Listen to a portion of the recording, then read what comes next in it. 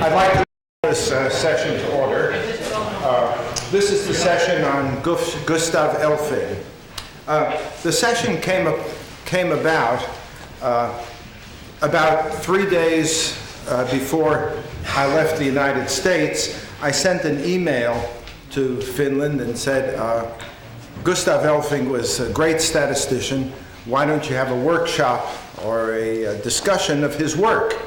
And I got back an email, that's a great idea. Would you chair it and prepare for it? So here we are. So the first thing I'd like to do is put up a picture of Gustav Elfving. This is when he visited Stanford in 1966. There are other photographs around.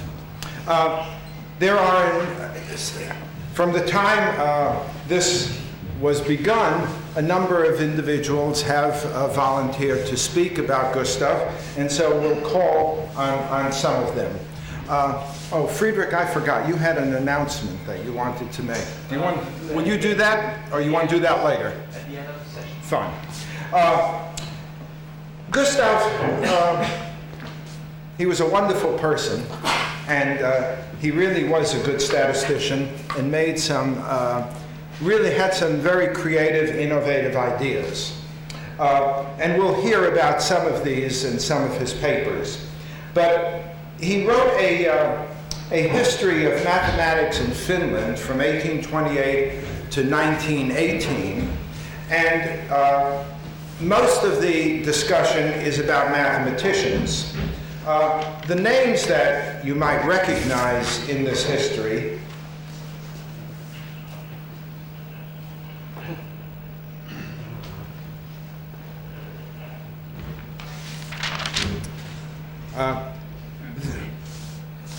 Gustav Elfving. This is the title of the book. Some of the familiar names dealing with probability and statistics are Mittag Leffler, who came to Finland. He was not born here and was a professor for a while.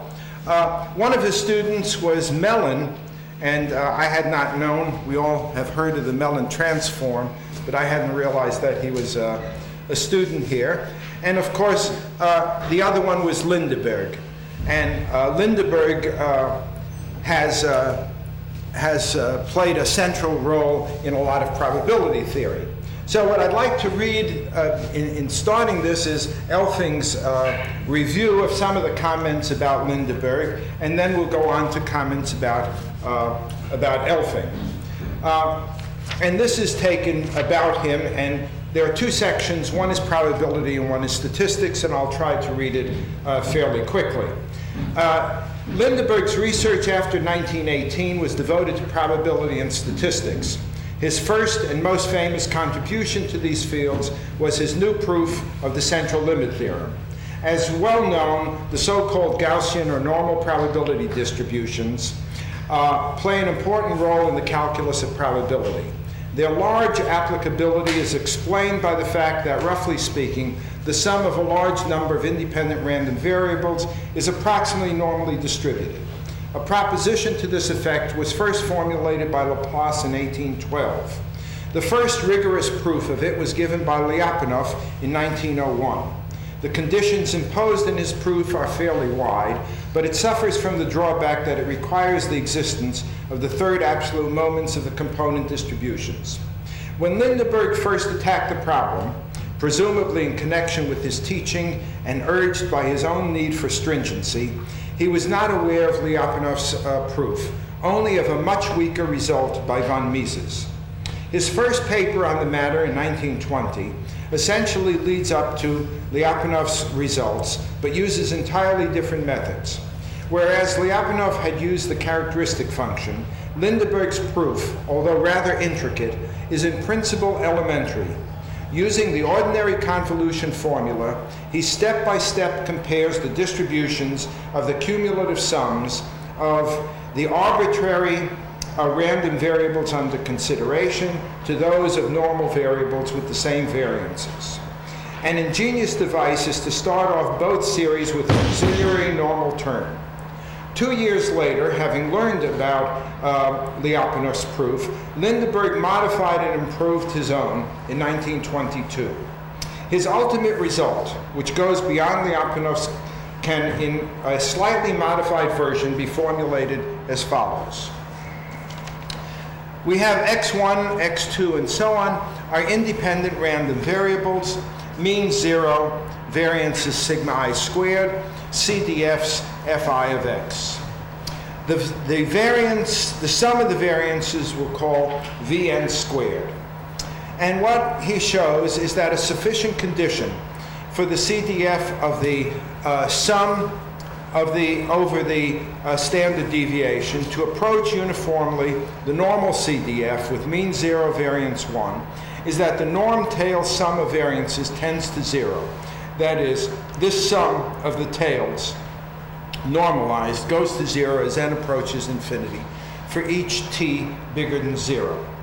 Now, Feller in 1935 showed that the Lindeberg's criterion is sharp as possible in a certain sense. That is, under a certain set of reasonable restrictions to situations where the standard deviation approaches infinity at a particular rate where sigma n over the Vn approaches 0, that the Lindeberg condition is also necessary. So that was sort of the main role of Lindeberg in probability. Now he goes on in statistics. Once Lindeberg had become known as an expert on probability, he was approached as consultant in various fields of application: biology, medicine, linguistics, and above all, forestry. He was thus led to an active interest in mathematical statistics, a branch of science which at that time went through a most dynamic evolution, launched by the British statisticians Carl Pearson and R.A. Fisher. In faraway Finland, the impact of this development was hardly yet to be noted. While one of the main objectives of the British school was the derivation of exact distributions, such as chi-squared t and f, for sample statistics connected with normal distributions, Lindeberg's essentially stuck to the classical large sample technique. That is, the approximate calculation of mean errors on which statistical inference could be based if the material was large enough to warrant normality. With his characteristic urge for common sense in the applications, Lindeberg was particularly interested in the choice of sensible statistics to describe relevant properties of the sample population. That is, statistics that gave simple answers to simple questions and were intuitively explainable to laymen. In a 1925 paper, he criticized the thus named characteristics proposed by Charlier and based on the latter's expansion of distribution functions in terms of the normal CDF and its derivatives.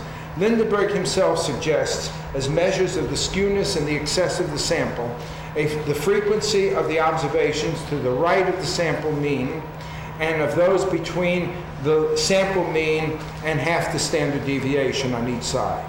In both cases, as compared to the corresponding characteristics of the normal distribution with the same mean and variance.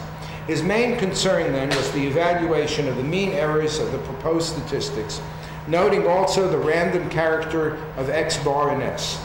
In a paper read at the Scandinavian Congress in Copenhagen in 1925, Lindeberg, in much the same spirit, objects to Pearson's correlation coefficient, which does not answer any natural question. Instead, he supports an association statistic called percentage of correlation, proposed by Escher, and equivalent to what has later been called Kendall's tau. Its mean error is announced and a later publication derived. All the above-mentioned papers are actually early contributions, probably not much noted, to the theory of nonparametric methods and statistics. Lindeberg also became interested in linear multivariate analysis. His 1929 papers concerned with partial regression and correlation coefficients, and notably with the mean errors of the corresponding sample statistics. In a subsequent 1931 paper, there is more streamlined treatment of the same subject. The approach is the classical one, as mean squared error of the sample counterpart of a function f of the population moments is taken, the mean squared error of a certain differential are the sample moments. The investigation seems to be independent of any contemporary work and is somewhat heavy-duty to the lack of matrix notation. The only consultation work of Lindeberg that led to publications was his dealing with forestry, but here his contributions were of lasting importance. They are published in two small papers, 1924 and 1926. From 1914 on, attempts were made in the Scandinavian countries to use sampling procedures for estimating such quantities as the lumber volume per hectare, taken in the mean over a large area. The method called line assessment is the following. Across the area on the map are drawn parallel and equidistant transects of constant width but of varying lengths, L1 up to Ln, depending of course on the form of the area. For each transect, the mean volume is assessed by direct measurements. The obvious estimate for the mean volume over the whole area is a weighted sum of these mean volumes. The statistical problem is to estimate the mean error of this estimate.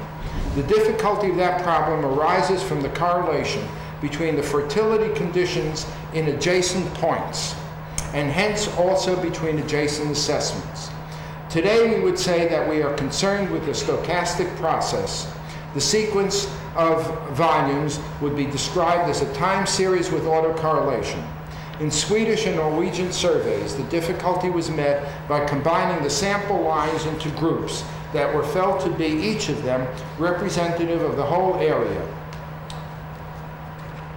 In Finland, Ilvesalo had recently applied a different methods, smoothing these volume estimates graphically and using the differences between the actual and the smooth values to estimate the random variation.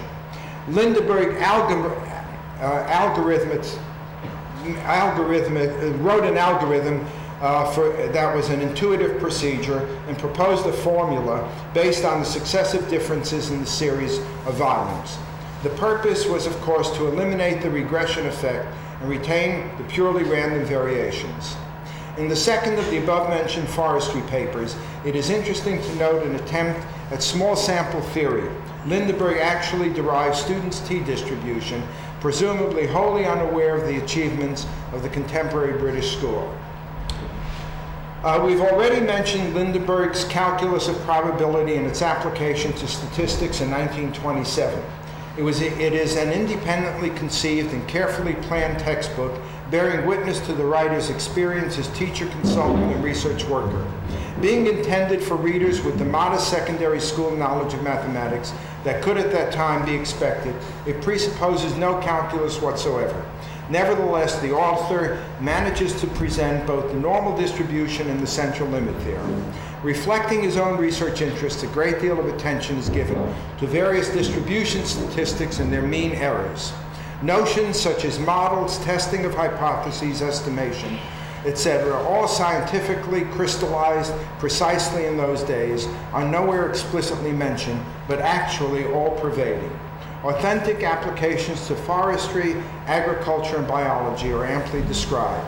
The ultimate objective is to provide research workers in various fields with tools for critical judgment. Well, that gives a little history of some of the early work in probability and statistics by an important group, namely Lindeberg. Now I'd like to turn the session over and discuss a little bit about Gustav Elfving himself, and Timo Mäkeläinen will discuss that.